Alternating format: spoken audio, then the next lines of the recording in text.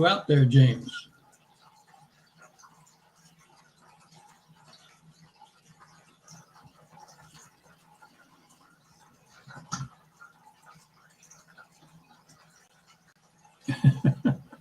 I don't know whether I'm on air or not, so I will simply wait patiently.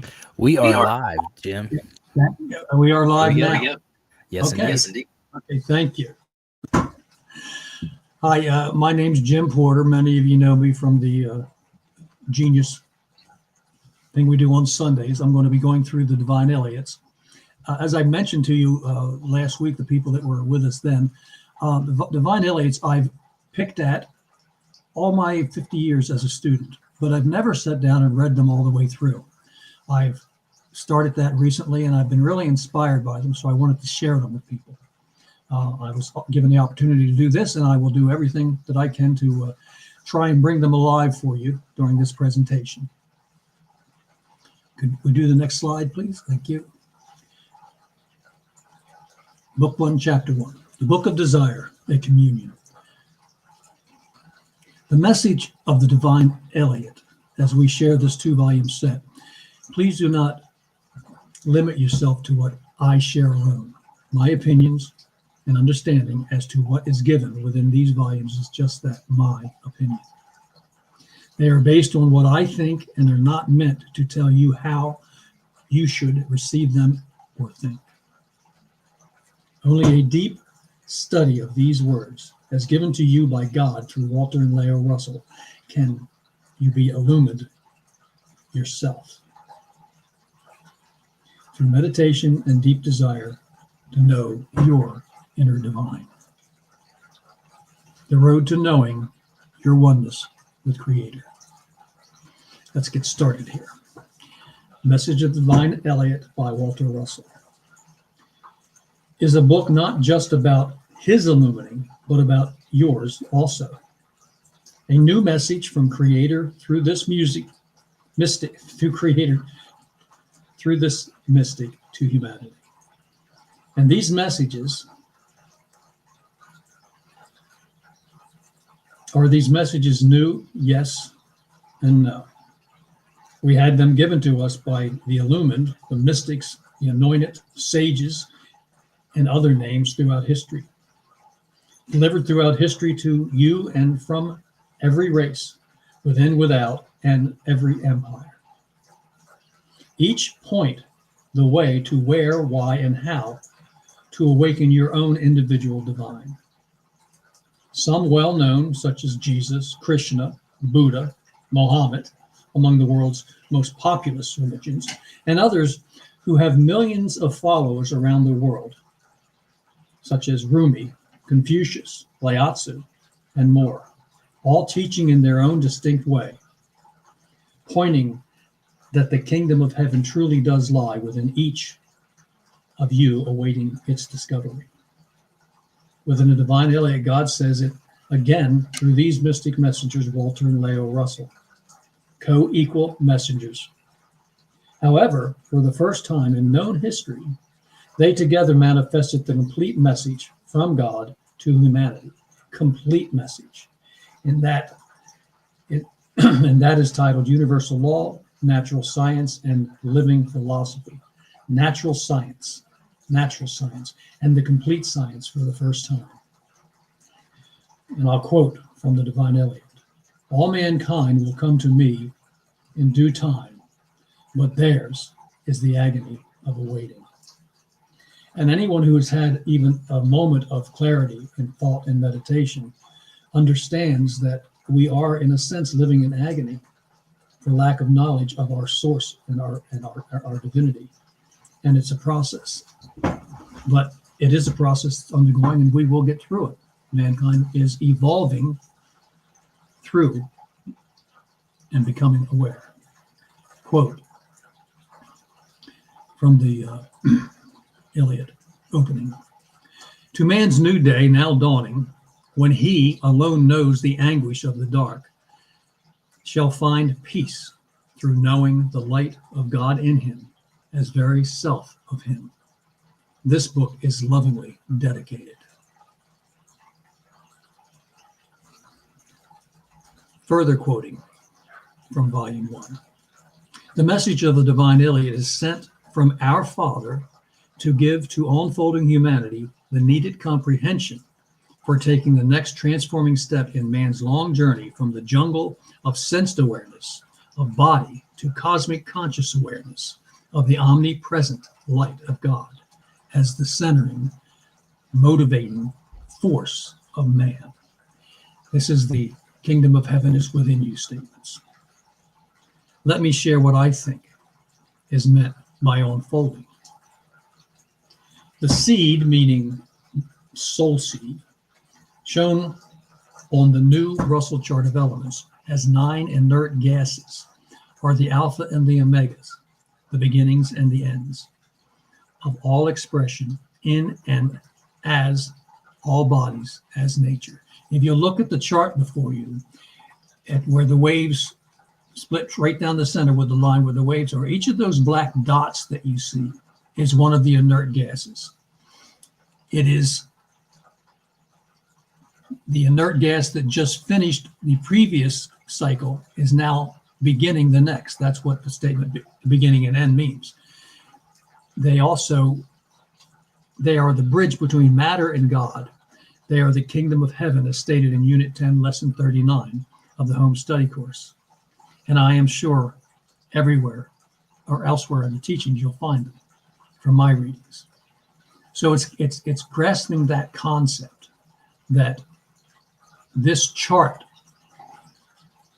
expanding these 9 octaves, is all you will find expressed anywhere in any body form of any size throughout the universe. This is the law that applies to it. I think they are the meanings behind Jesus' statement. No one comes to the Father except through me, the Christ. I think those inert gases. They are the Christ that we have to pass through, the heavens that we have to pass through in order to know the Father completely. No one gets there without full Christ knowledge, which he said we will all attain. I believe collectively, when all 9 octaves are known by an evolving soul, that's what achieving through illumination and being anointed into Christ consciousness actually means, knowing those 9 octaves. Dr. Russell referred in his illumination to passing through the gates, the octaves. I believe collectively achieving the I and my Father one state of being and knowing is that awareness as you pass through the octaves, one by one or all together. Christ consciousness is the ultimate state of limiting any man, any human. Christ consciousness, the ultimate state of illuminating any human can achieve according to the teachings within the Divine Iliad and all the Russell teachings. That's it. That's the high goal. When humanity reaches that state of knowing, then the planet is done and it rolls out and we move on.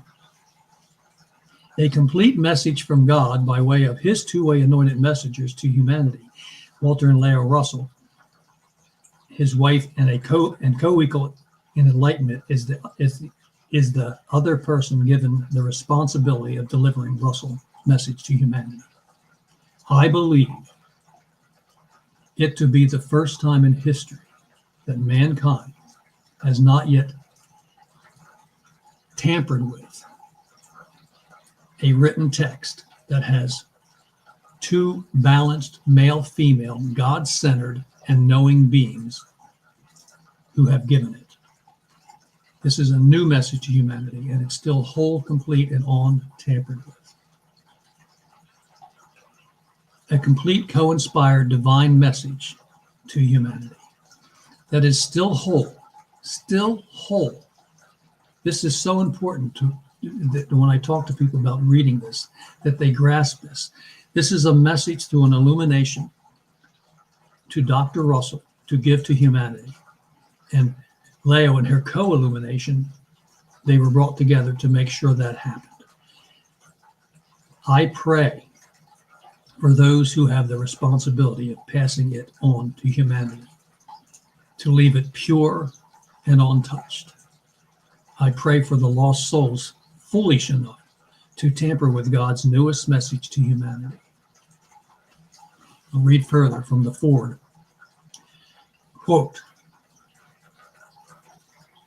"The message of the Divine Iliad is to build a scientific comprehension of the nature of God and man's unity with God, in order that mankind may unfold in the direction of its ultimate goal of cosmic awareness of the light, rather than refold by descending into the terrors of another deep and long dark age. Through love alone can man find the kingdom of heaven for which he has sought since his beginnings. It is my belief that only when manifesting love as your greatest desire can you begin to see it in your fellow man. Even while they are lost, still seeking it outside of themselves, they are all-knowingly looking for it, not yet knowing it resides within them and their fellow man. Collectively, we must protect ourselves and our society with firm, just, and balanced laws, protecting us from the destructive acts and thinkings among those lost ones, without judging them unworthy of God's love. For they are lost, but still worthy. Many mistakenly think that the message within these two volumes was for Walter Russell alone, or just the highly illumined, overlooking the clear and direct statement on page 2 of volume 1, the Book of Desire. And I quote, "Write thou these words for man. Thou my messengers, I have told man to cast his bread upon the waters, and it would return to him multiplied. But he comprehendeth it not even to this day. Write thou my law for him 100 times, 100 times, and exemplify it increasingly, that he may know it inviolate, that he may know it irrevocable, and that he may find ecstasy in obeying it." This explains, end quote. This explains why many new students make the statement that the lessons can be or seem repetitious. They are not repetitious. They are repeated for absorption beyond the sensed brain, for recording at the soul level. It's a mild self-induced hypnosis that the repetition gives you.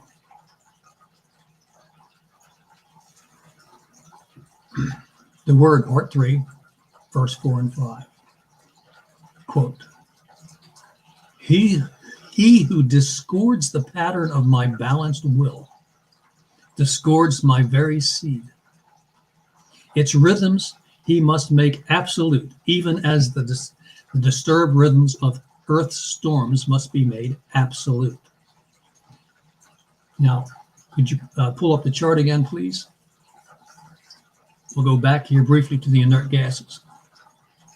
They are the balancing points. Whatever happens in one of those wave cycles that you see between the two inert gases is balanced as it happens. Void it, and then repeat it from the next inert gas, which is what we would call karma. Here we are shown that God and his universe, God's body, are held to the same law of rhythmic balance interchange in all things that we individually are. It applies to the Creator as well as us. That 9-octave wave cycle, which you'll learn and become familiar with, applies to every body, whether be it stellar, universal, or minute. They all are controlled by that 9-octave interchange. Whether it takes at the speed of light 184,000 times a second, or the evolutionary time of a sun or a solar system. Billions of years to moments, mere moments. The principle remains the same. These 9 octaves control it. We are shown that God is the universe. God's body is the universe, are held to the same law of rhythmic balanced interchange in all things that are individual, that are ours individually.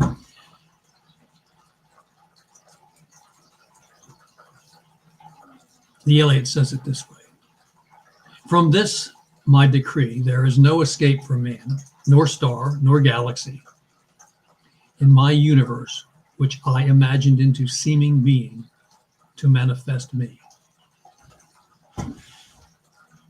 Why the word seeming here? Because the universe is an illusion of reality. It is motion centered by the one true reality, God. Again, I quote, "Balance thy desires, and they will bless thee with multiples of their kind. Beware lest thy thinking or thy taking shall outweigh thy giving and gain thee not." This is a warning. This is a warning. Further quoted, "Know thou, my messenger, that I, thy God, ruleth over all things of my imaginings. For I am absolute, and all things which extendeth from the light of my imaginings are absolute. Likewise, I am perfection, as I am truth. All things which extendeth from me are perfect. They are truth. That which seems imperfect to man's eyes is but seeming, for he sees not all. Could he see all? He would see all as perfect." As the unfinished picture seems imperfect to man's eyes, for it is not the whole, it is perfect. Could he see the whole? Likewise, each brushstroke of a concept is perfect for that stage of its unfolding. End quote. We have evolved through 2 of the 5 stages of mankind's journey to knowing, as taught in these works in the Russell Course. We have gone from primate to pagan barbarian being the stage we are still in right now. But we are now in the process of transitioning into the next stage of man's evolution, from pagan barbarian to the genius stage. As more and more of us lead the way, others among them are already transitioning into the illumined stage. It's an ongoing process. Some who have been in the genius stage for lifetimes are at this point transforming into the illumined stage to lead the way. Some among them may be you. In time, mankind will also follow them into the final stage of knowing, finally knowing at the Christ conscious stage, I and the Father are one. You and the Father are one. Quote from the Iliad. Likewise, each stage of man's unfolding is a perfect part of the whole idea of man's unfolding. There is no evil in it, nor is there imperfection anywhere.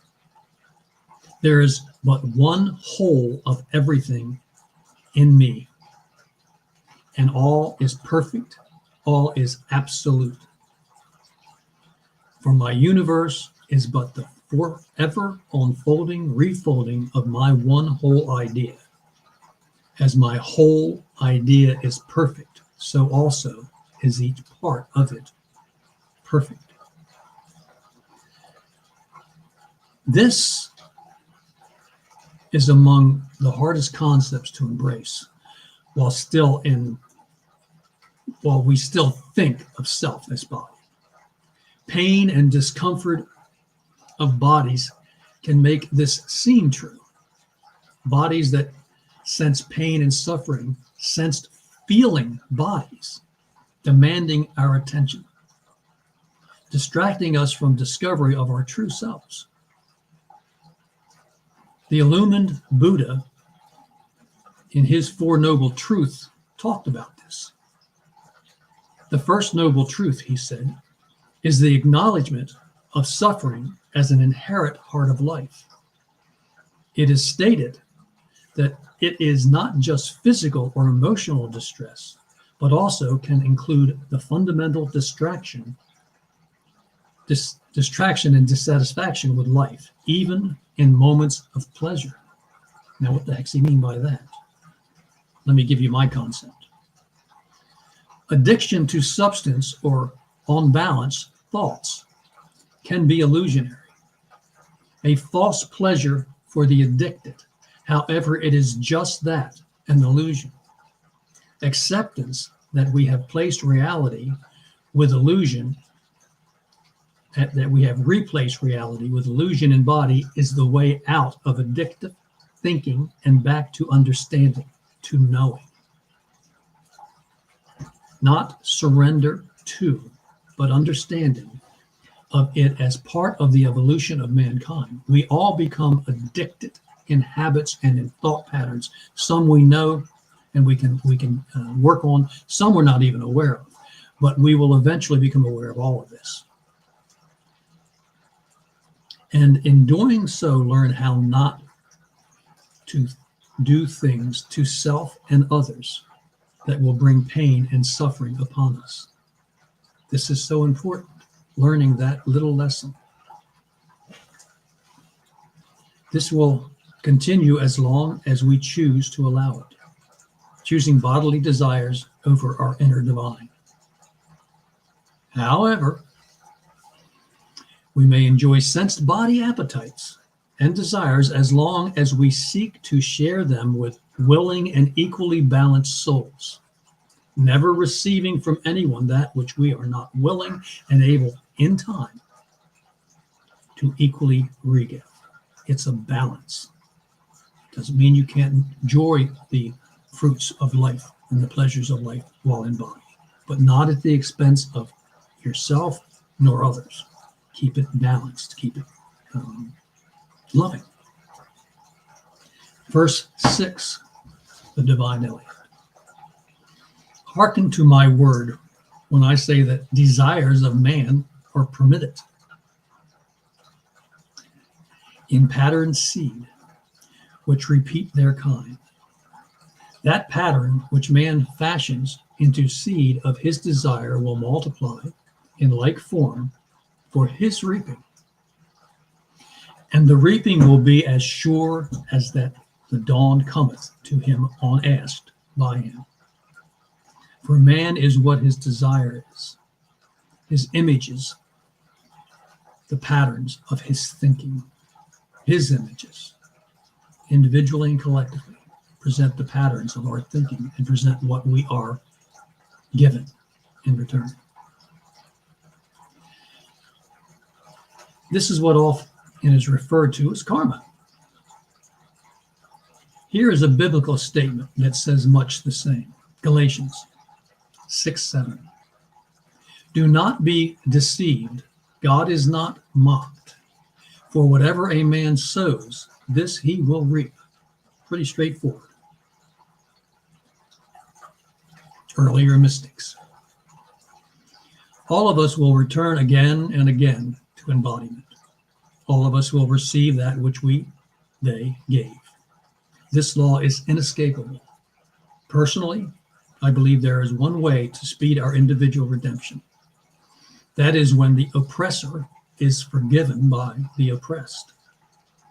I think this is what Jesus, who was falsely accused and persecuted, taught us when he said, "Forgive them, Father, for they know not what they do." He released them, us, from any karmic attachment to him for what was done to him. Yet, if the oppressor continues to repress, they will reap what they sow.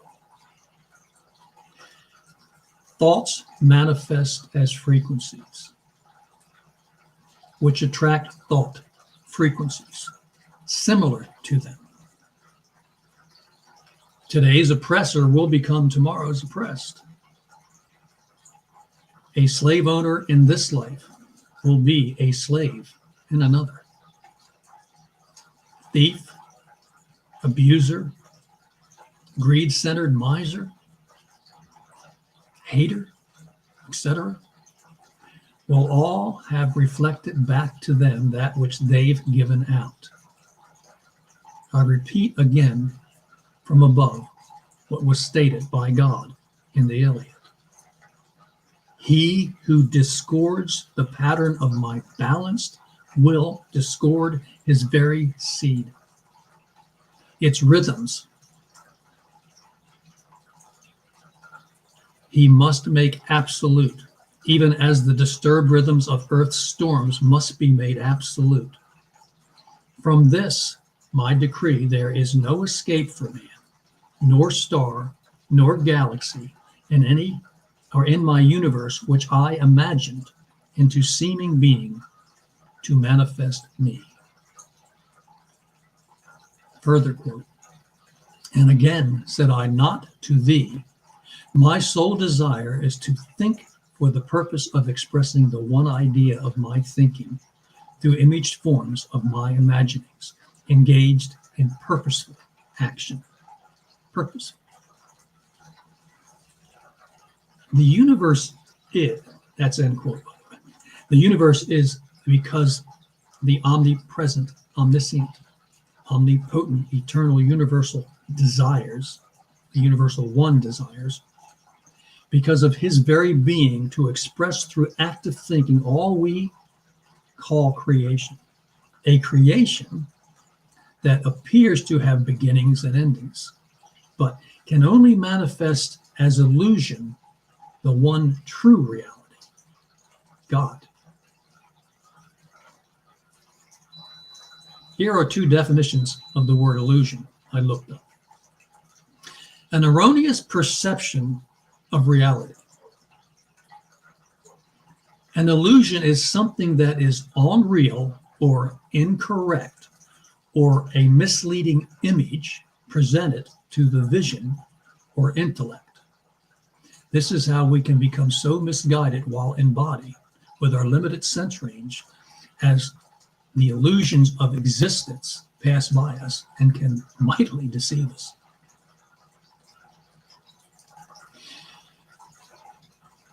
James, could you picture? Thank you. If you look at this, this is the six-sided mirrors turned into a box with the corners cut out. And it shows you that we know intellectually, anyone that stood there at the table, while these mirrors will be folding into the box, they see just a flat plane reflecting whatever's in the room. But when you fold them to where they reflect upon each other, this is a perfect example of the illusion of multiplicity. You have a box in front of you that's 6 inches to 1 foot square, yet you can look into it and it seems to run on, curve on infinitely with infinite possibility. But the reality is it's a single set of mirrors, one mirror that is eventually cut and put into 6-sided reflective mirrors that gives that illusion. Now, when you look around your world each day, we are living within cube boundaries like that. And they are reflecting our individual and collective thinking on this planet at this point in its evolution. You can't hurry or stop this process, but you can participate with it knowingly and understand that it's not your job to fix the world. Your number one job is to become aware of that divine source within you. With few exceptions, every mystic has told us that. Jesus said it clear and plain. The kingdom of heaven is within. Let's jump back to the chart of elements. The chart of elements represents the entirety of the cosmos, from its smallest light unit of embodiment to its grandest. There is nothing beyond it but God, and nothing centering it but God. Therefore, if all of creation is an illusion of embodiment, and you are not your body, then what are you? you are God. I am. I am with, in all things centering them, from the Iliad. And I am without all things controlling them. But I am not those things I center and control. If God is not the bodies he centers and controls, then you're not the bodies that you're in, that you center and control. From Dr. Russell's Universal 1, page 1, I'll give you another example of it. Man's concept of the sublime being as the creator of the material universe, different in substance from the spiritual universe, is a misconcept. God is all there is. Beyond God, there is nothing. Superior to God, there is nothing. Opposed to God, there is, or inferior to God, there is nothing, and opposed to God, there is nothing. Creation is not more nor less than it has always been from its beginning. It cannot be more than God. If therefore it cannot express more or less than God, and all seeming things are centered by God, then again, who are you?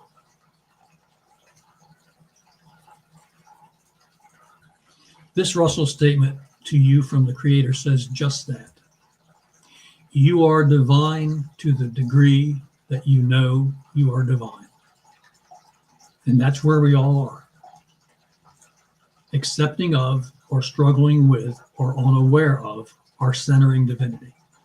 And that's the whole point of the evolution of creation, is to manifest the divine. And it will come in every individual, and it's already present in nature, because nature is balanced.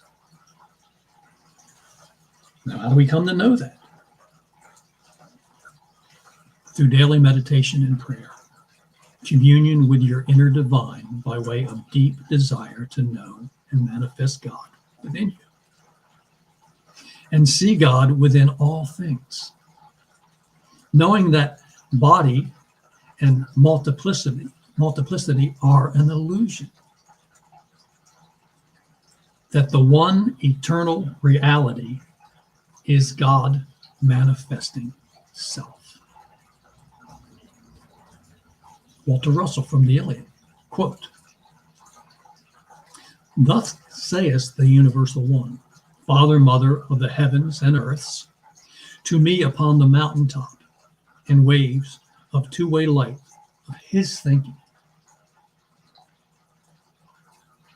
That ends the discussion here in the Book of Desire, of Communion. Next month, the Book of Rest. Perhaps we'll even do the next book so that this can go on a little bit longer.